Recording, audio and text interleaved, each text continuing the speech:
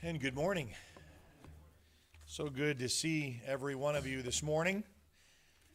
I was glad to see, and I know she's not with us today, but Carla McClary on social media was able to ring the bell at the Cancer Center. That's good news. That means you're finished with that portion of it. So I know that she's had a big, long battle with it of going through chemo and through her surgery and through radiation. So we rejoice when others rejoice, and I know that she's very happy with that, I'm sure. And next time we're able to see them, we'll pass that along to her. As announced last Sunday, I know that we had an impromptu middle of the afternoon service. Thank you for being so accommodating with that, with the weather and Mother Nature creeping up as she does and does what it can. And we had a 2 o'clock service. But Steve and Sherry Morris, as we announced, will be leaving us for a job appointment that Steve will have by starting April 1st. And I know she doesn't want me to go on and on about this, but we are going to have a special luncheon. We've moved our luncheon date to coincide with them being able to be here. We've put that on the 22nd, so you can mark that on your calendar, so we can tell them how much we appreciate them. Same as Jeanette and Terry. I mean, the time's going to go by short of us being able to say these things to you. So how much we love you, appreciate you, and we'll be praying for you in this transition. I think for the most part, since we are all consumers, that seems to be all that we really have to worry and concentrate on. We're really kind of the product of our society, the end product, the final product, more than a manufacturer. It's only natural because as long as we get the product, we really don't care where it comes from. For the most part, unless there's some kind of investigative report to show that these crops coming from this would create salmonella or something that we'd say, oh, I don't want to buy anything from them, in the grocery stores pull those items off the shelf. It's all about more of what I receive, and seldom ever concerning ourselves with really the one who provides it. Now, this is not an encouragement to farmers or to give them kudos, but we really don't need to do that in this situation. Like, for example, we know that the food that we eat comes from somewhere. Some farm original, with either the vegetables, the fruits, the eggs, the milk, the bread that we eat on a daily basis. And we don't really ever stop and concern ourselves too much on what farm it came from or what farmer produced it. Sometimes with taste you can. I like the Brahms farm, for example, and they don't go past a certain mile radius because they want to stay fresh with their milk and their bread. So that's why Brahms aren't all over the country. Ask that question when you go take their tour. They want to be within a proximity that their freshness stays that way so they can keep their name. So that's why we appreciate what they produce for us. I might buy a car, for example, and I know it's manufactured and made somewhere. And yes, sometimes that can be a very big deal. Coming from the state of Michigan, your allegiance to the big three at that time, or Michigan products, was very important. You didn't really want to buy a foreign car at that time when they were hot and heavy. Our allegiance to manufacture, whether I've always driven a Ford, or like a Chevy, or some other foreign model that you tend to like, that you buy again. We may want to know from where it was made, but really that's kind of it, really. Other than that, I just like my car. I like my food. I want to eat it. I want the car to run. I don't really care who made it. And so we consume so much that we take little care or concern or where it comes from, as long as I get it. So what's my point? My point is, when it comes to God, do we do much of the same? Really consuming in all of his great benefits and his blessings, and kind of looking for him of what I may get from God directly, and really not participate in a relationship. It may never cross my mind, or I get the idea of me being a servant. But again, more of the meeting of my consumer needs, of what I might get. Churches are really battling with that today, about why I come into a service. Am I going to bring something to the service, or am I going to take something out? It's really a hard battle for all of us to be able to not really want to get something out of it because of our consumer desire. Maybe it's for God an unanswered prayer for this or that going into my life right now. A blessing that I'd really like for him to be able to pass along to me. The receiving and what I receive. My question is, Are we ever really so grateful and in true awe for the one who provided it? Getting to truly understand this concept really is as old as the Bible. And you really see constant examples throughout the timeline of the Bible. We've been looking at that in our study in the morning class in Hebrews, and we're in chapter 11, the heroes of faith. And we were noticing this morning that some believed in the promise and they didn't even get to see the promise, but they still had faith in it. And they died in faith, and that's what we talked about at the conclusion of our class. We're all going to die. And the contrast is we're either going to die in faith, and what's the only other option is that we could die outside of faith. Let's look at some examples this morning. The first I'll bring up is found in the Old Testament. If you look what God took the nation of Israel for the very first time out of captivity with that promise being given to them sometime back and then proceeded to go through Moses' time. What was God really trying to show them by really taking them out into a desert so they would have to look to him for everything? You don't take someone in a tropical paradise where they could pull bananas and pineapples down at will and just live off the land. That wasn't the point. He took them deliberately to a desert to show you that I am your God, you are my people, and I will take care of all your needs. Now, did they all get that? No, as we see. And the Lord wanted them to see that I freed you, and I want what's best for you. I will take care of you. I am the creator of the universe. And for sure, I want you to know this. I will provide. Put your trust in me. No, actually, I want you to put your full trust in me. And what did they see? Did they see just the here and now? And all they seemed to complain was more about grateful of how they were just stuck out in the desert as they saw. And they never looked to the end result and the promise. Only their current plight. Not trusting in the promises any longer. The whole picture, the end result. I wonder if we would be the same if we were in their shoes. We often say that we would be different. They were only convinced that they were taken out here to die in the desert. And why, I guess, it made for such rebellion. As he gave them manna. And not every now and then, but fresh God-made, provided manna outside their tent every day. A true testament of God's daily miracles they saw as their true provider. Or was it for something more to complain about? Not just eating the same old manna every day as they saw it. And you know what? They began to despise it, to loathe it. They stated that they hated it. In Numbers 21 and 5, the people spoke against God and Moses, both God and Moses. I'm going to take it up to both of you. Why have you brought us out of Egypt to die in the wilderness? For there is no food and no water. And we loathe this miserable food. That's quite a statement for them to get to. Do you hear that? Not only their displeasure, but turns to outward bitterness. And right after God sends that, right after this situation, he sends serpents to bite them. And many were killed. And then there was a proposition made. Moses was told to make a bronze serpent and put it on a staff. And anybody that looked at the serpent would live. Now you think that was a cure-all and everybody would do it. Everybody just lined up and ready to obey that command. It's sad to say that when you read that account, it says many died. Just by not looking up at a pole with a snake on it. How difficult is that? You see how rebellious you can get in your own nature? Talked about this a little bit in class and another lesson I'm working on in the future. Really the number one sin that we can come up with all the sins of the world, of all the things, and I know God doesn't categorize them, but the number one sin in our lives is I want to be God.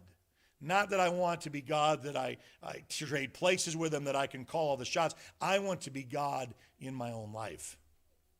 And that's what they were saying. I don't put my full trust in you any longer. I want to be able to do this, and I loathe this miserable food. And yet many were killed, not looking at the bronze serpent, if you go back and look at that text, and had to perish. And even though they had manna, They said there was no food. You see that? There's no food and water, and they got both, but it wasn't how they wanted it. Where is the flavor in this bland food? And I know we like to spice things up and add things to our diet, and so did they.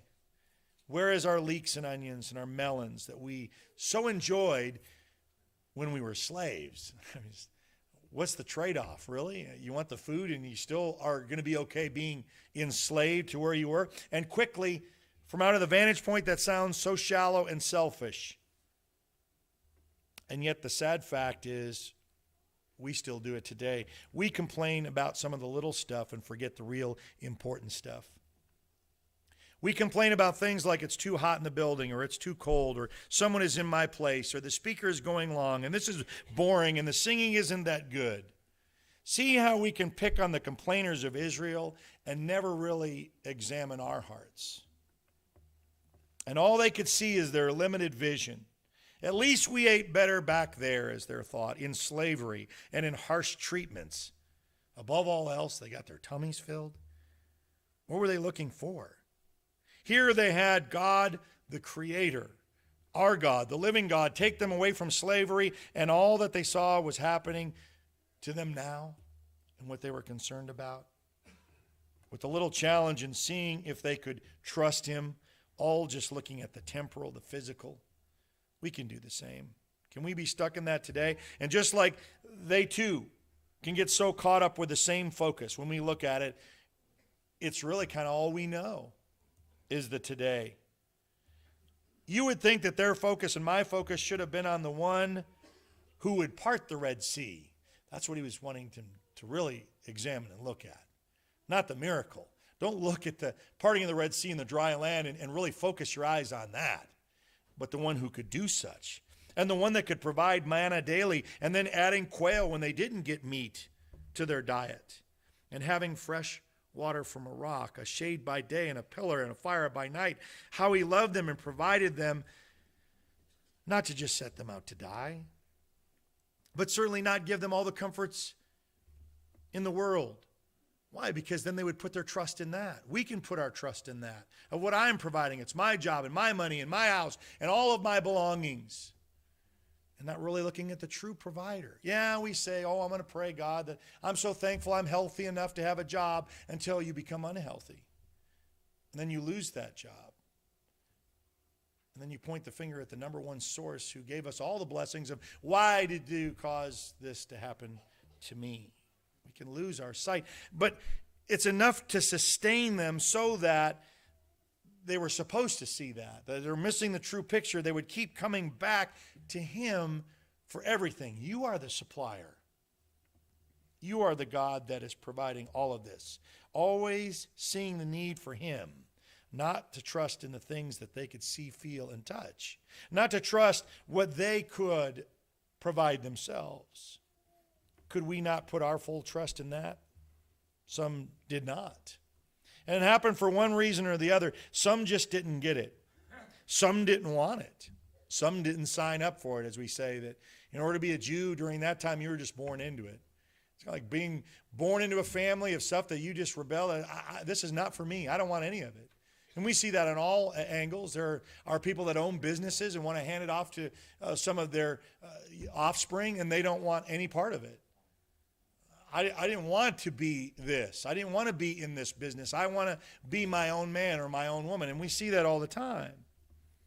Don't even look at that. Even still, the same can be said today with what we really put our faith and trust in. Now let's jump ahead to the New Testament and find another example where Jesus come upon the woman at the well in John 4.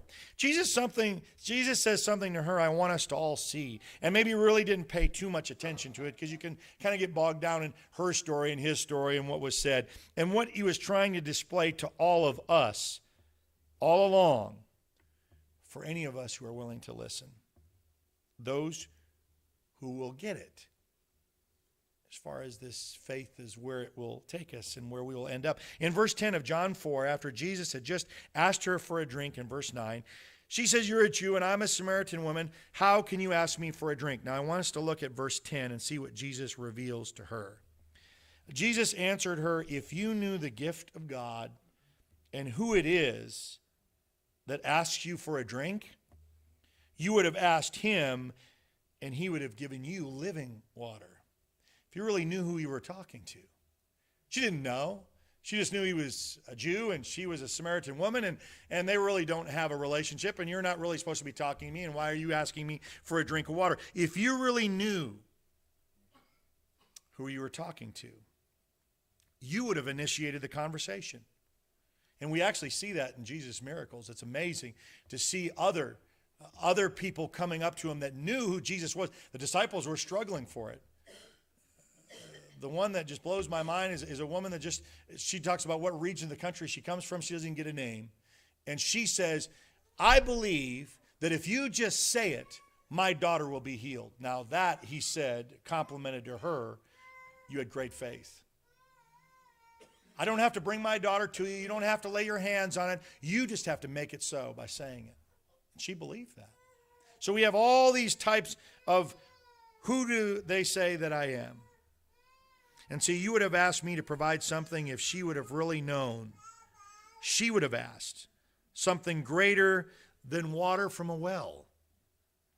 Even the disciples had to discern who he really was. Why? Jesus asked them on occasion, who do they say the Son of Man is? And even after calming the rough seas, they looked at each other, if you look back at the account, and they say, who is this that even the wind and waves obey him? At times, Jesus asked them, how long do I have to be with you for you to really get this? I'm truly who I say that I am, the Son of God, the one that spoke the universe into existence. This wasn't an Old Testament belief in Moses who talked to God, but the Son of Man right then in front of them.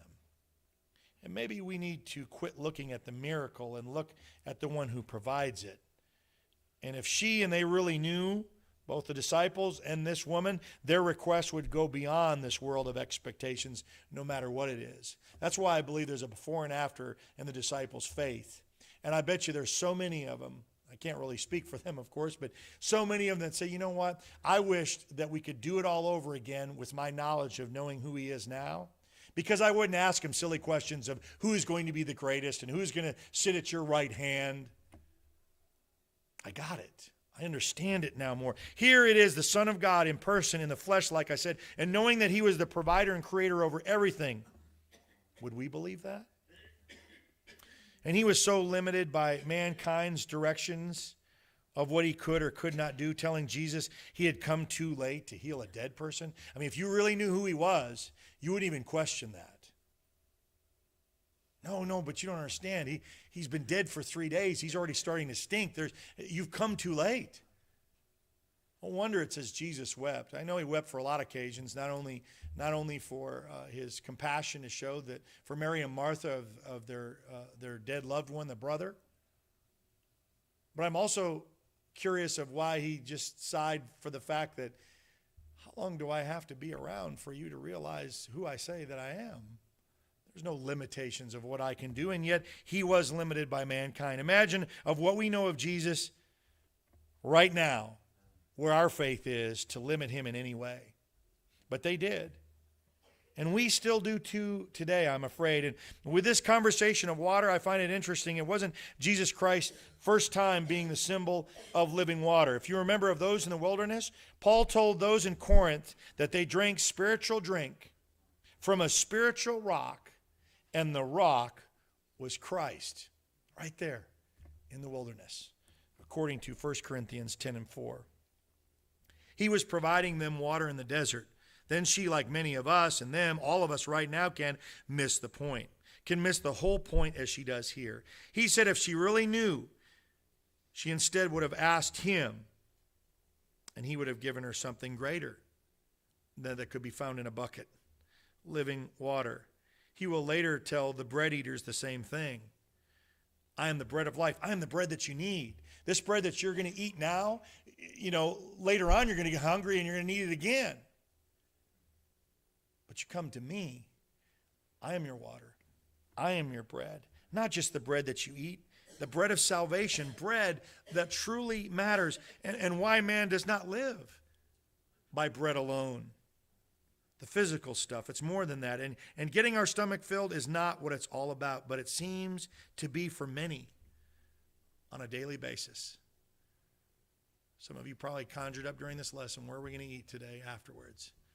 We better get out soon enough so I can beat everybody else there, so I can feed myself. Do you see how easily we can get caught up in the same things that they get caught up in?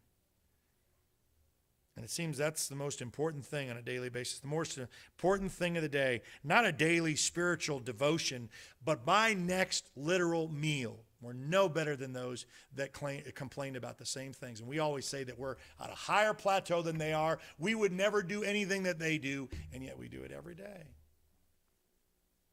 What will I eat? Where will I go to eat? No spiritual blessings or strengthening for me. And Jesus wanted to offer water that they would never thirst again. And she goes back to looking just at the water down the well.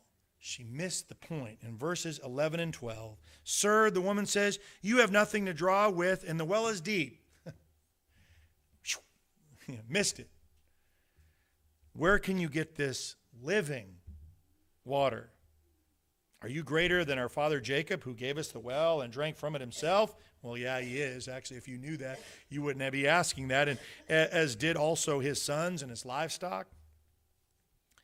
I want to say, excuse me, ma'am, it's living water, not just the water you see here. The debate in her mind continues as Jesus is trying to let her see who he really was. Jesus answered, "Everyone who drinks this water will be thirsty again. Everyone eats this manna, they're going to be hungry again. When I feed the 3,000, the 5,000, when they come, you're going to be hungry again. But whoever drinks the water that I give them will never thirst. Indeed, the water I give them will become in them a spring of water welling up to eternal life." The woman said to him, "Sir, give me this water so that I won't get thirsty and have to keep coming here to draw water." Again, strike two. And a lot of times we miss it. She was just trying to think, man, you're going to give me some kind of special water that I'm going to draw up. I'm going to drink one bottle of it, and I'm going to be content for life.